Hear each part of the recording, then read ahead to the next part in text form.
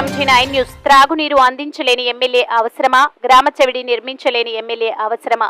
కర్నూలు జిల్లా కౌతాలం మండలం ఎరిగేరి గ్రామంలో జరిగిన ఎన్నికల ప్రచారంలో భాగంగా తెలుగుదేశం పార్టీ అభ్యర్థి ఎన్ రాఘవేంద్రరెడ్డి మాట్లాడుతూ స్థానిక ఎమ్మెల్యే బాల నాగిరెడ్డిపై విమర్శలు గుప్పించారు. వైసీపీ పాలనలో భూ కబ్జాలు, ఇసుక మాఫియా, మద్యం రవాణా, దోపిడీ జరిగిందని వాపోయారు.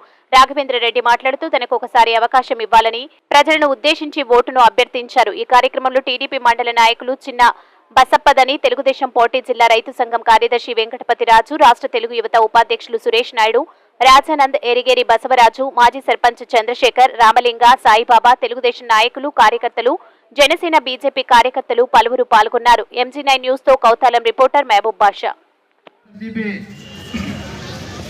ముఖ్యమంత్రి గారు రాష్ట్రాన్ని దోస్తే మన మంత్రాలయంలో ప్రతి మండలంలో ఒక నాయకుడిని పెట్టుకొని ఎక్కడైతే ప్లాట్లు ఉన్నాయి, ఎక్కడైతే స్థలాలు ఉన్నాయో, ఎక్కడైతే పొలాలు ఉన్నాయో అన్ని కబ్జాలు చేస్తూ వస్తున్నారు.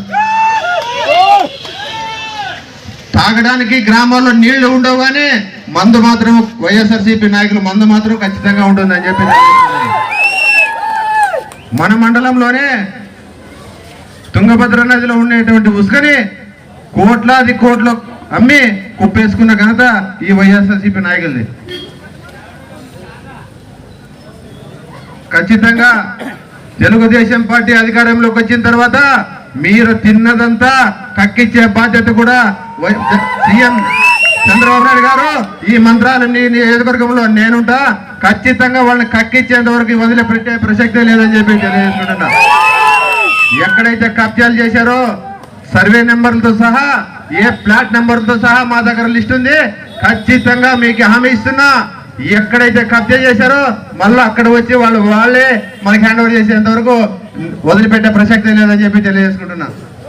ఎవరికి భయపడాల్సిన పనిలే. ఇన్ని రోజులు మోచే కింద నీళ్లు తాగినాం, ఈ రోజు మనకి స్వాతంత్రం వస్తుంది, మనం అధికారంలోకి వస్తున్నాం.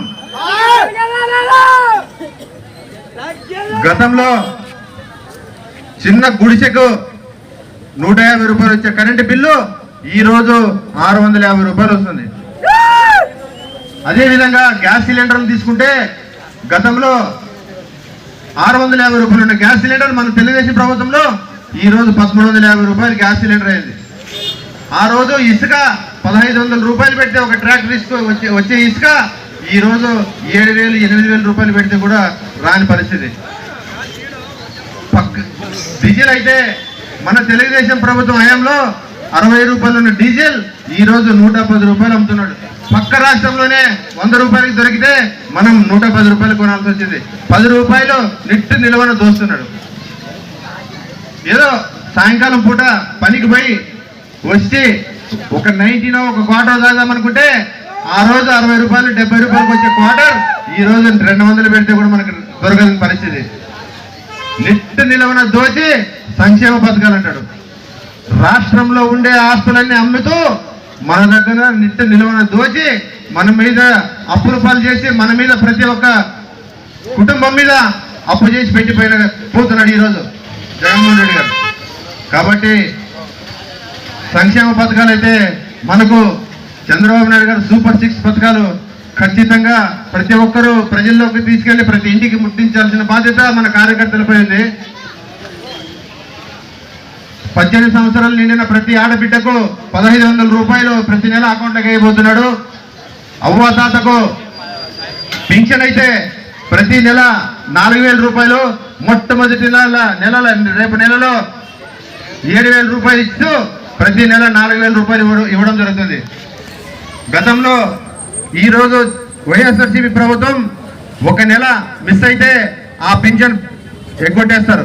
మన చంద్రబాబు నాయుడు గారు ముఖ్యమంత్రి అయిన తర్వాత 3 నెలల వరకు ఎక్కడికి వెళ్ళినా 3 నెలల తర్వాత మనం తీసుకునే వెసులుబాటు కల్పించిన పార్టీ తెలుగుదేశం పార్టీ, చంద్రబాబు నాయుడు గారు. తెలుగుదేశం, బీజేపీ, జనసేన ఉమ్మడి అభ్యర్థి ఎన్ రాఘవేంద్రరెడ్డి అన్న గారిని ఎరిగేరి తెలుగుదేశం పార్టీ అలాగే కౌతల మండల తెలుగుదేశం పార్టీ సాధారణంగా ఆహ్వానిస్తున్నాం. ఈ యొక్క కార్యక్రమానికి హాజరైనటువంటి ముఖ్య నాయకులు చెన్నబసప్పన్న గారికి, క్లస్టర్ ఇన్ఛార్జీలు వెంకటపతిరాజన్న గారికి, హరివప్ప గౌడ్ గారికి, టిప్పు సుల్తాన్ అన్న గారికి, బీజేపీ నాయకులు రామకృష్ణ గారికి అంబులెన్స్ సైడ్ ఇవ్వండి అన్న. వైసీపీ గుండాలకు చెప్తున్నాం, ఆ పసికండి యొక్క ఉసురు మీకు తగలకపోదు. అలాగే ముస్లిం మైనార్టీ, నా మైనార్టీలు నా ముస్లింస్ అని చెప్తున్న ఈ జగన్మోహన్ రెడ్డి మన కరూరు ఉమ్మడి జిల్లాలో నంద్యాలలో ఉన్నటువంటి ఒక ముస్లిం పేద కుటుంబం సలీం, ఆ లోకల్లో స్థానిక వైసీపీ గుండాలకు భూ కబ్జాలకు భరించలేక కుటుంబం మొత్తం రైల్వే స్టేషన్ లో వెళ్ళి ఆత్మహత్య చేసుకుంది. నన్ను దేనికి సిద్ధమని చెప్పేసి అడుగుతా ఉన్నాం. ఈ రోజు పేరుకైనా ఎస్సీలు అన్నారు, ఎస్సీ ఎస్టీ సప్లైన్ అన్నావు. ఈ రోజు ఎస్సీ ఎస్టీ సప్లైన్ లో నిధులు ఉన్నాయి తప్ప నిధులే లేవు, మొత్తం జీరో. పేరుకే చైర్మన్లు చేసి ఎస్సీ ఎస్టీలంతా మొత్తం తోలు బొమ్మలు మరి నిలబెట్టిన ఘనత ఈ ముఖ్యమంత్రి జగన్మోహన్ రెడ్డి అని చెప్పి చెప్తా ఉన్నా.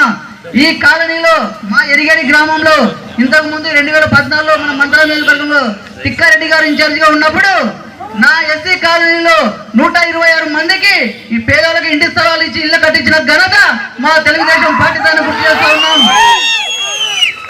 అలాగే ఎస్సీలు అయినటువంటి మనకి తిక్కారెడ్డి గారు ఇన్ఛార్జ్ గా ఉన్నప్పుడు సాపంక్తి భోజనాలు ఏర్పాటు చేసి మా ఎస్సీల పైన మేము మా తెలుగుదేశం ప్రభుత్వం ప్రేమను చూపించినాము, మీరు కాదని చెప్పేసి వైసీపీ నాయకులకు అడుగుతా ఉన్నా. అలాగే మన ఎరిగేరి గ్రామంలో సర్వే నంబర్ 853లో 9 ఎకరాల స్థలం పేదలకు 2006లో పట్టాలు ఇచ్చారు అప్పటి ఎమ్మెల్యే. కానీ ఇప్పుడున్నటువంటి స్థానిక ఎమ్మెల్యే వాళ్ళ మనుషులు వచ్చి దాన్ని కబ్జా చేసి ప్లాట్లు వేసి మొత్తం రియల్ ఎస్టేట్ వ్యాపారం పెట్టారు. దాన్ని తెలుగుదేశం పార్టీ కార్యకర్తలను మేము మా స్థానిక నాయకుల సహకారంతో, తిక్కారెడ్డి గారి సహకారంతో, వెంకటపతి గారి సహకారంతో, చెన్నబసప్ప గారి సహకారంతో మేము హైకోర్టుకు వెళ్ళి ఆ 9 ఎకరాల స్థలాన్ని, పేదల స్థలాన్ని నిలబెట్టిన ఘనత ఈ రోజు మా తెలుగుదేశం పార్టీ